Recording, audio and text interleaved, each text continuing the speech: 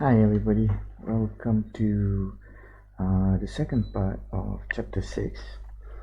Um, Again, we'll be covering a few sessions of slides for this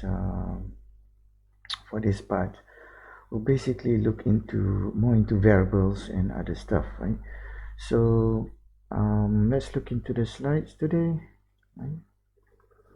So if we look into the slides we have today, we'll be covering more into variables and scopes, right, and storage classes, right. So in this part, we'll basically talk about returning different values, variable scopes, variable storage class, common programming errors, and basically generating random numbers, right, which will help in your programming later, right. Uh, Okay, so at the end of this chapter, you should be able to determine the scope of a variable and recognize when to use and to use value or n reference parameters, right? So okay, let's look into what is the output of the following code, right? So let's look at this code itself. So we have a function double here and a main function here, right? So this is basically used as a inline function, right? And okay, so we have x equals to 3, 8 equal 3, and y equals to 8, and I'll call a mystery function x and y, right? So we can look into this code, and when you call this function, and the output would be, well, there's something for you to figure out, right? So we have 3 here, we have n here, right? And then these values of p will be divided by 2 and return. So what is the value there, right? Anyway, right? So you know, as a recap for last week, we did deal with functions, right? And the thing is, when you're talking about input, right, there's two types of it. Either we send it by reference, where we send the address of it, or we just send it as a copy of the value itself. So previously we have been doing with copies of it, right? Okay. So usually when we call a function, it usually receives as a pass by value, right?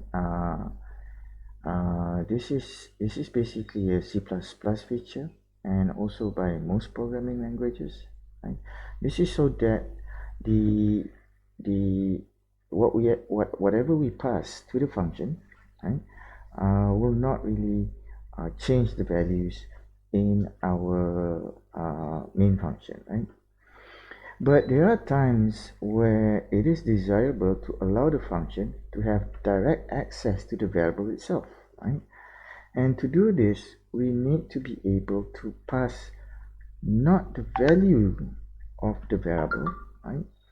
Instead of making a value, a copy of the variable, we're passing an address to the variable, right? So it is accessing directly the memory location of a particular um, uh, variable here, right?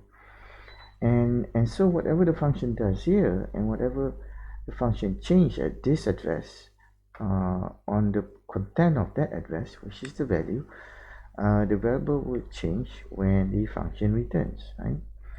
So let's look at this, right? So pass by its reference is passing addresses of variables received from calling functions, basically, right? Okay, so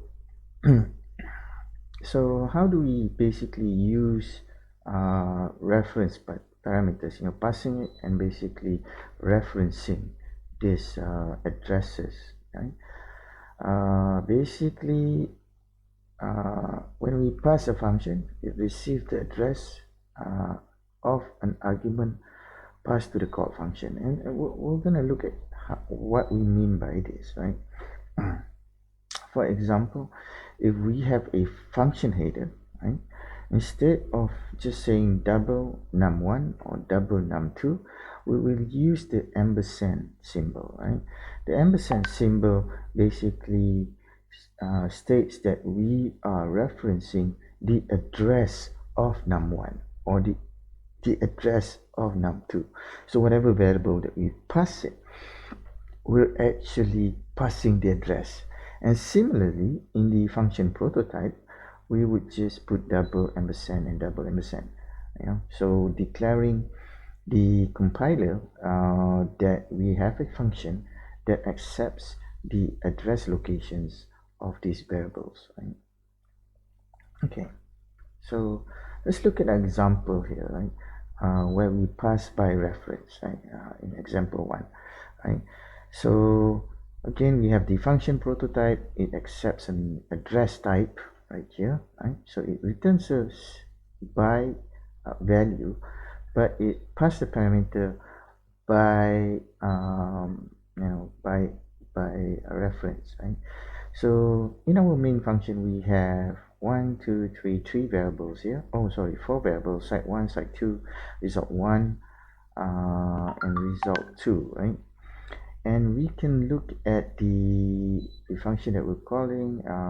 So and if we look at how we are dealing with this, so we have site 1, site 2, result 1, result 2. Okay, right. Let's look at that, right? So here we have another function called cube volume that we are calling here, right? And it accepts a length, right? Site length, right? That basically is our site 1 and site 2, right? And it returns the some kind of calculation of what's the sites, what's the cube volume basically, by just knowing the size, right? And it's this is very simple, right? We have a calling function, it calls it by reference, and then accepting addresses of this site, and the function itself will accept the addresses of the variable given to it. Now there are a few things that are happening here. When we are calling by value, basically we make a copy of the value, and this is passed to the function, right? So if we have site 1 equals to 2.5, we make a copy of 2.5 and assign it to a different variable that will be used in the function. When we use pass by reference, basically we are taking the address of site by 1, right? And directly accessing that variable to get the value 2.5 and passing it to the function, right? So these are significantly two different things that we are doing, right? This actually uses more memory when we pass by value, and this actually uses less memory, right? And it really matters if you're doing things that requires a lot of memory manipulation, right? So you get to conserve on the use of memory. And okay, so here's another pass by reference example.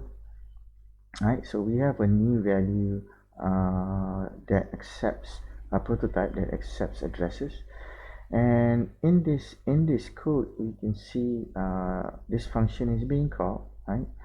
And first when we first we request for two numbers first, and when we output, and we enter those two numbers.